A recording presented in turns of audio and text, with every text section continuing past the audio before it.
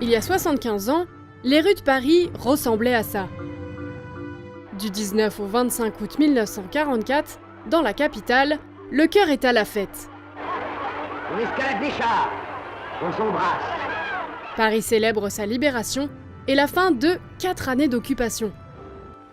Paris, Paris outragé, Paris brisé, Paris martyrisé, mais Paris libéré. Sauf qu'à bien regarder les images des actualités de l'époque, une chose peut sembler étonnante. Il n'y a aucun combattant noir.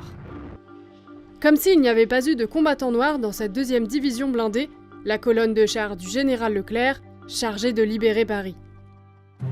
Pour comprendre, il faut s'intéresser à ce qu'on appelle le blanchiment, comme nous l'explique Raphaël Scheck, professeur d'histoire moderne de l'Europe au Colby College.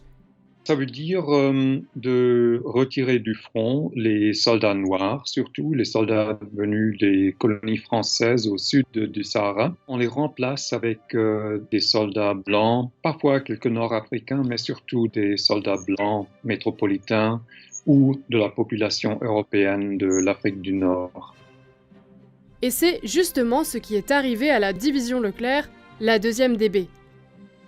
C'est devenu un peu une division d'élite de l'armée de la France libre qui se composait d'ailleurs très fortement de Noirs recrutés ou volontaires en Afrique centrale et en Afrique occidentale aussi.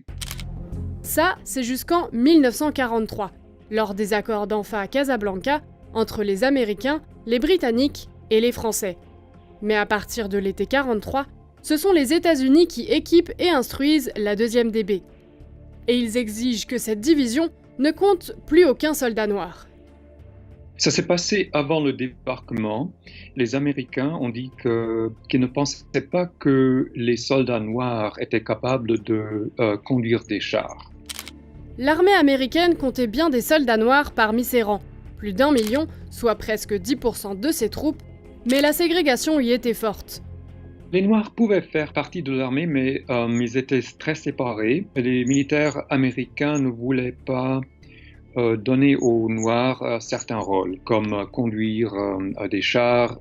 Il y avait quelques pilotes noirs, mais c'était très rare et c'était très contesté parce qu'il y avait toujours une hiérarchie raciale très stricte, surtout dans le sud des États-Unis. Et l'état normal, c'était que des Blancs commandaient et des Noirs suivaient les ordres. Grande pourvoyeuse de troupes et de matériel pendant la reconquête de l'Europe, l'armée anglaise soutient cette décision américaine de blanchir la 2e DB. Il y avait aussi une résistance parmi les autorités anglaises qui ont dit qu'il y avait beaucoup de problèmes avec des excès, avec des soldats noirs américains. Il y avait eu des relations amoureuses entre des soldats noirs américains et des femmes anglaises. Et comme souvent dans ces contextes, on a pensé que ces relations ne pouvaient pas être vraiment amicales, qu'il y avait de la violence, il y avait de la force et du viol peut-être. Et il y avait certainement quelques cas, mais il y avait aussi des viols, beaucoup de viols par des soldats blancs. Donc, ils ne voulaient pas que les Français amènent des soldats noirs en Angleterre. Car l'Angleterre, c'est là que se prépare la 2e DB pour le futur débarquement contre les troupes nazies.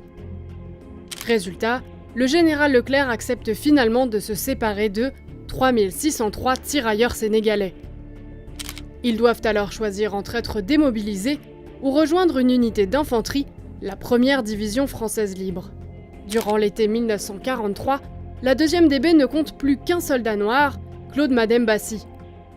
Les Français n'avaient pas beaucoup de choix. La France était épuisée, ébranlée, en crise financière. Les outils militaires étaient vraiment dans un état terrible. C'était très difficile pour les Français de dire non. Mais l'armée française a elle aussi pratiqué des blanchiments, pendant la Première Guerre mondiale, mais surtout en 1944, lorsque le général de Gaulle demande que 15 000 tirailleurs sénégalais soient remplacés. Raison avancée par l'état-major, ils ne supporteraient pas le froid. En réalité, la manœuvre aurait surtout permis au général de Gaulle de faire de la place pour incorporer des membres de la résistance française, des FFI. Une façon de les garder à l'œil. De Gaulle a certainement été important pour le blanchiment en automne 1944 pour intégrer des forces françaises de l'intérieur, des FFI, qui étaient bien armés. Beaucoup d'eux étaient des communistes. Ça faisait des soucis aussi, des communistes armés. Est-ce que c'était une décision raciste en ce moment-là? Je ne suis pas sûr. Je n'ai pas trouvé une preuve que De Gaulle a vraiment, pour ainsi dire, poussé les décisions pour les blanchiments ailleurs avant le débarquement.